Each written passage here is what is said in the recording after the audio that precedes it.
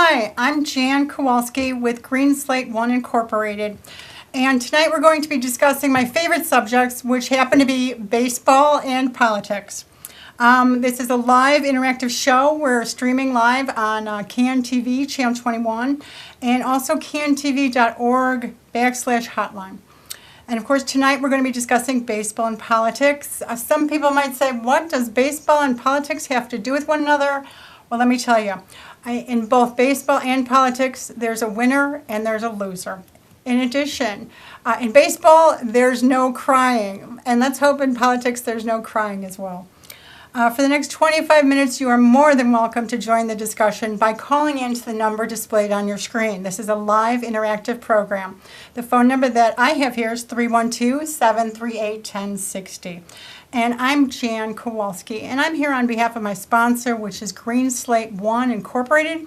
Slate I is dedicated to assisting the lives of ex-convicts. And let me show you their contact information. Oh, sorry. There we go. Let's hope our viewers at home can see this. Slate I can be reached at eteams.com/Dick Allen or capepucketyouthcenter@gmail.com. And their phone number is 312-866-9748. And if I said that too fast, you can always call in, and our call technician tonight will give you the number so you can contact Slate. Now, Slate has several initiatives that I'm really excited about. One of them is Feeding the Families of Inglewood. Another one is the Kirby's Kids Camp.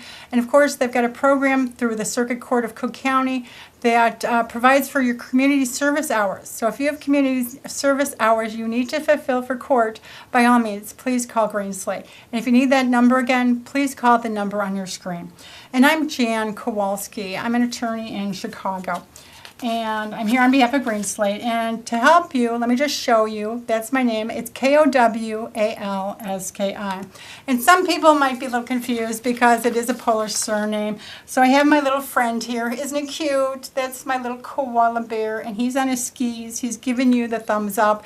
That's just to help you remember that my name is Kowalski, kind of like Kowalski. And I've got some people might be tempted to call me Kawasaki. Let me show you my Kawasaki here. But it's really not Kawasaki. It's Kowalski. And here's my little koala, and he is 100% qualified. Now, before I get into the show about baseball and politics, I wanted to show you something that I thought was really exceptional that hit the news this past week. There she is. Isn't she beautiful? You're like, what is that? Is that a bear? No, that's not a bear. Believe it or not, it's a baby koala that was just born in the Queensland Zoo on August 22nd. And she's extremely rare because she is essentially an albino joey, which is rare condition for koalas. Generally speaking, koalas that are albinos don't make it in the wild because they're too easily seen by predators. And she's right now in the Queensland, Australia Zoo. They're having a contest to name this little beauty. Some people have suggested names like Snowflake or Diamond, Pearl, but my favorite by far is the name Djendaldi. Why Djendaldi? It's an indigenous Noongar name for white hair. So please, if you have an interesting name for the cute little baby Joey there, by all means, call into the Queensland Zoo. Either that or drop them an email, which is way easier. But I just thought she was adorable because she's a little albino koala. And now we're going to start talking about baseball and politics. Baseball. We're going to be having a guest calling in. The guest star is Brandon Miller, and he's going to be discussing the Azteca Baseball League. Mr. Miller is a player on the first place Washington Park League that's run by Azteca Baseball League. They've got 24 teams right now in the Washington Park, and the Red Barons are in first place. And Sunday, apparently when there was a game playing, they were leading the game, and then apparently there was some unfair controversy that arose. So I'm hoping to have a call-in guest, Mr. Brandon Miller. In addition to Mr. Miller, I'm hoping to have a call-in guest by the name of Coach Dennis Butler Sr. Dennis Butler is also heavily into coaching baseball. He is, hold on, he is the coach of the West Side Tigers, and he's going to be talking to us about the scarcity of funding for baseball. A lot of people talk about the one summer Chicago and the absence of violence this summer. Unfortunately, one of the remedies to cure the violence would be a really great, robust baseball program so kids can get together and play. But apparently the funding for the baseball has been a little scarce as well. And finally tonight, we're hoping to have a call-in guest by the name of Theo Hardiman. Mr. Hardiman is running for this gubernatorial March 2018 primary. He's running for governor of the state of Illinois. And he's of particular interest because he's an African-American male. And if elected, Mr. Hardiman would be the very first African-American male that's been elected governor of the state of Illinois. I'm hoping that he's going to call in and we're going to talk about the reality that's taking place relating to the candidacy and running for office. Now, before we get started, I wanted to share with you something about the Woodlawn Baseball League. And here we go. The West Englewood Tigers are putting together a booklet to commemorate their fantastic season that they just had. And this booklet was put together by Coach Dennis Miller and Coach Dennis Butler Sr. And this is a program to commemorate the West Englewood Tigers, and it's their 2017 yearbook. And hopefully Mr. Butler is going to be calling in shortly, the coach of the West Englewood Tigers, to tell us more about how his team fared this season and the scarcity of funding. Oh, sorry. Sorry about that. Back to me. We have to believe that we do have a caller. Caller, do you have a comment or question? Yes, I do. Good evening. How are you? Hi. Okay. You said you wanted to talk baseball and politics. Well, I decided to zero in on the politics, if you don't mind. All right. Politics it is. Okay, here we go. Now, in the city of Chicago, I'll just stick to the city of Chicago. On the south and the west sides, we have a violence to the point where it should be declared a state of emergency here in the city of Chicago.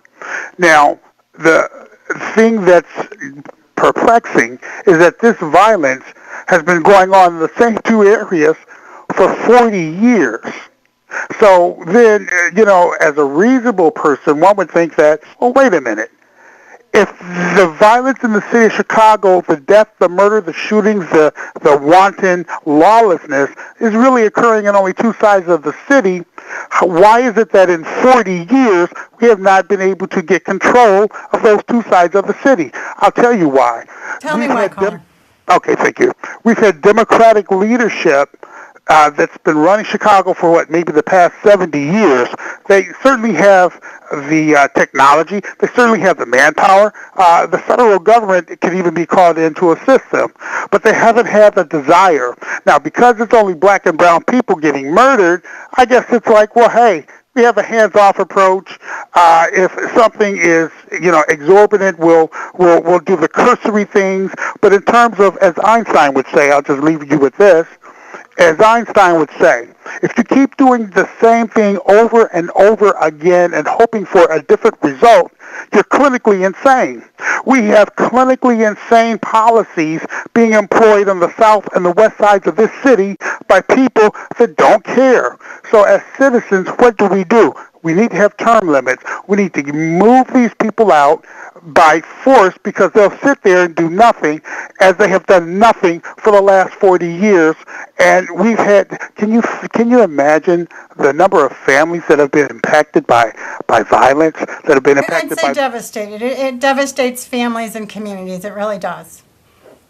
But caller, I think the solution is voter registration.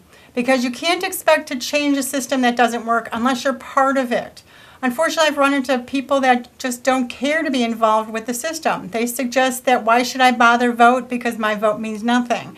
Those are the people we have to reach and change their impression and let them know that their vote does matter.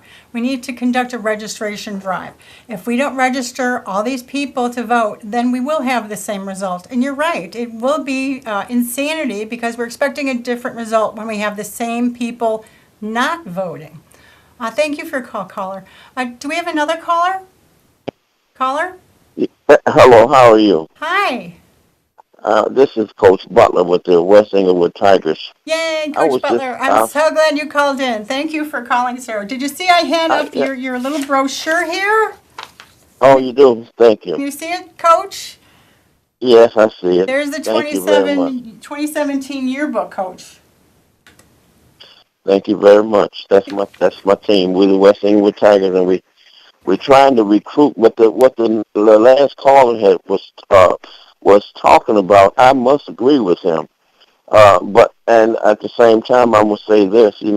Baseball. It helps prevent crime. And for some reason, they have taken the baseball and other sports out of the schools.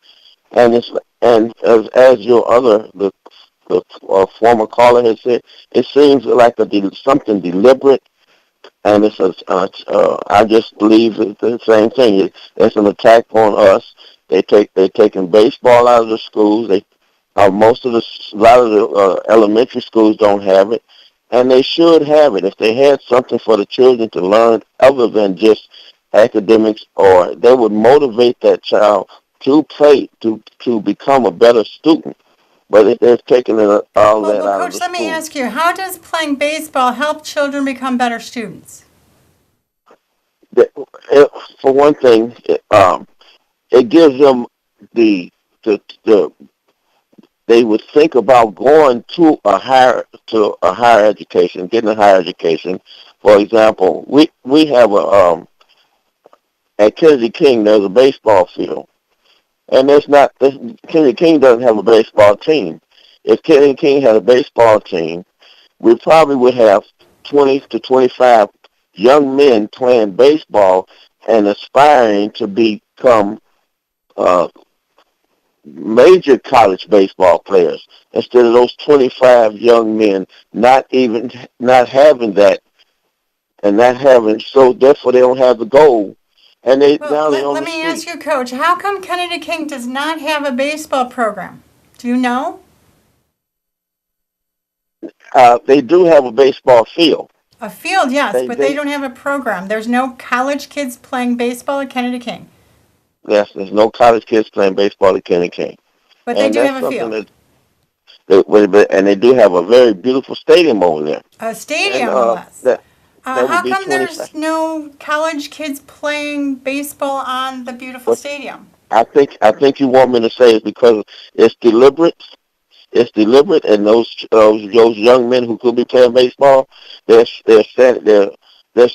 have nothing to do, and sports fulfill something for these young people to do, instead Well, of just Coach, let me ask you, saying, how do we change this? How do we get children, or I should say young men, on the field at Kennedy King? Because we need kids out on the college field playing college ball.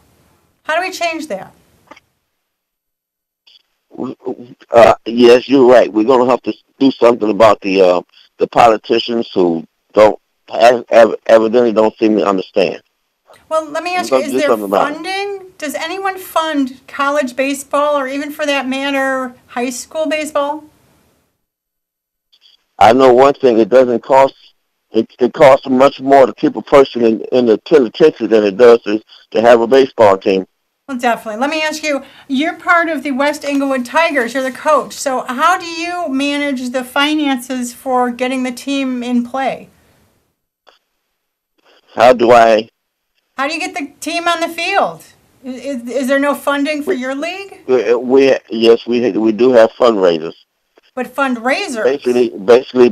Basically fundraisers. We for example, the yearbook that we had, and the different businesses will place an ad in our yearbook, and that would help to the cost of our team. But other than that, there's no like institutional grants by the city or any non-for-profit entity for There, baseball? there, there are there are different grants, but that's a whole other story which we're trying to get involved in for next season. So what do you suggest So we do to get more teams out there, Coach? I would suggest we do put a little money in it. We put a little money in it, and we make sure that those people who are out there are good people and want to help, and they're not just out there taking a little stipend. They love doing what they're doing, and they work at it. So there's a lot of hard work involved in making a team happen, is what you're telling me. There's a lot of hard work involved, but at the same time, the rewards are great. The children are they're learning so much. They're learning things about discipline. They have a different. They change. You teach them a different attitude. They have the work ethics. Uh, And team a playing, re, right? Playing on a I team. think, and Well, a Coach, let reason me to put you on. be. Hold on a second here. I have to pause for station identification here. You're watching Green Slate 1 Incorporated on CAN TV Channel 21. And tonight we're discussing baseball and politics. And I have with me on the line Coach Butler from the West Englewood Tigers. And you are more than welcome to join us by calling the number on the bottom of your screen, 312-738-1060. Now, Coach Butler, you still there? I'm still here. All right. Can you tell me what the ages of your players? Well, actually, we started 5 years old. I have a couple 4 year olds, matter of fact, and I think the sooner the better. Don't a lot of parents want to wait and want to see well what do my child want to do? Well, the child doesn't really know what he wants to do. We start off playing with a sock ball so that the young man, the young or the little boy, can start learning how to catch. And actually, you saw those kids in the 2014 the League World Series. Yes, that was Even though fantastic. pardon me, How did your Tigers do? some of those boys were Tigers. So all I'm saying is what I was trying to say is those kids started off at a young age, and they came along and progressed and became good, very good ball players, and are good high school ball players right now. But then what happens when they go to college? You're on a high school baseball team and then there's nothing? Well, no, there's nothing in the city on the south side. There's they don't plan on necessarily going to college on the south side, but there's nothing on the south side or even the west side for college. Every other suburb, like South Holland, they have a baseball team. All the different communities that have junior colleges have baseball teams. But not Kennedy King. We haven't got one at Kennedy King Well, or Malcolm try to X for get that that matter. in the works then. Can you tell me, how did your Tigers do this year? Were they champions? We had some kids who joined up with other kids, and they went to the 11-year-olds went to the Pony World Series, became the what you call Pony Baseball 11U Wait, Coach. For those of World us Champions. don't know what pony baseball is, can you tell our audience what a pony baseball is? Okay, there's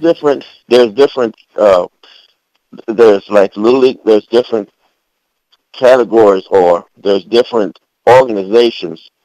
There's Cal Ripken Baseball, there's Little League Baseball Incorporated, and then there's Pony Baseball.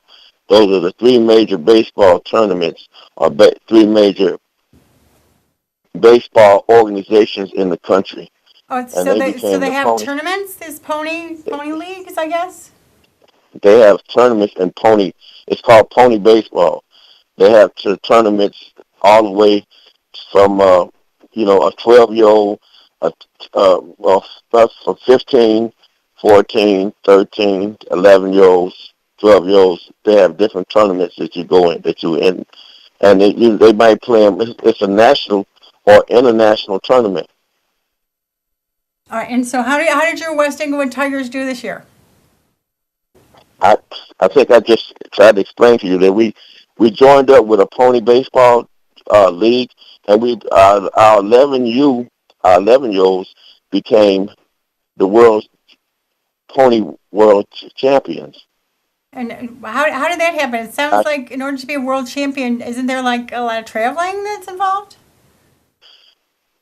they played they had to travel just like you just it's very similar to Little League Baseball Incorporated, in which you have a district or regional, then you go after you win those the district and the section, the regional, then you go to the World Series. It's very similar to that. It's the same based on the same way, except it's a little different baseball. There's instead of instead of being on the base waiting for the ball to hit to the catchers, you have leadoffs, and the baseball is a little different. That's all. Oh, there's different rules between the Little League and the Pony League? There's different rules, but like I said, it's different rules. But you need to be a good baseball player in order to win. That's for sure. Which international teams did the Tigers play this year?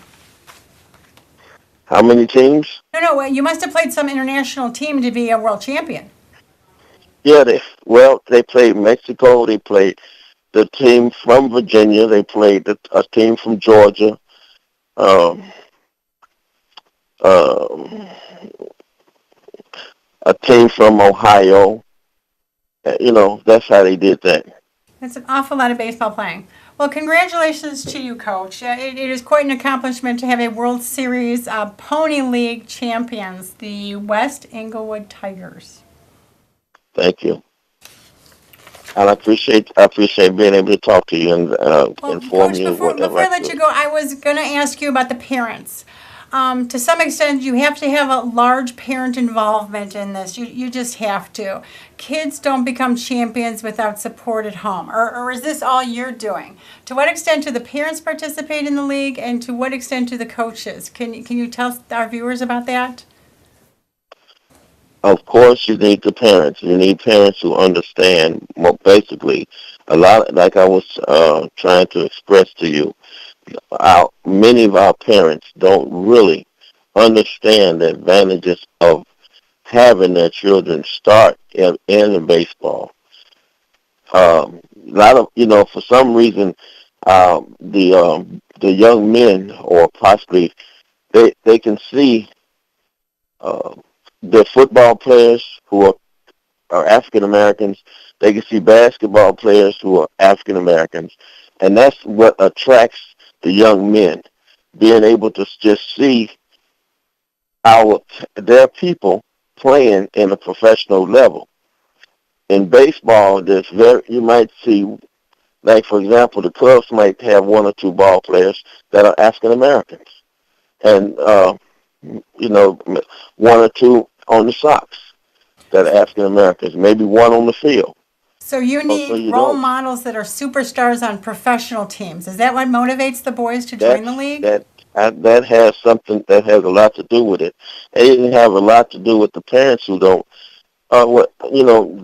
guide. A baseball is a parent where the parent can have to guide, give the child or boy direction to, okay, why don't you try this?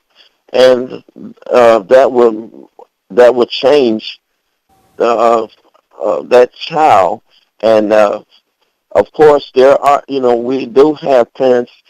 We have good parent participation with the Tigers at this time, but there should be more.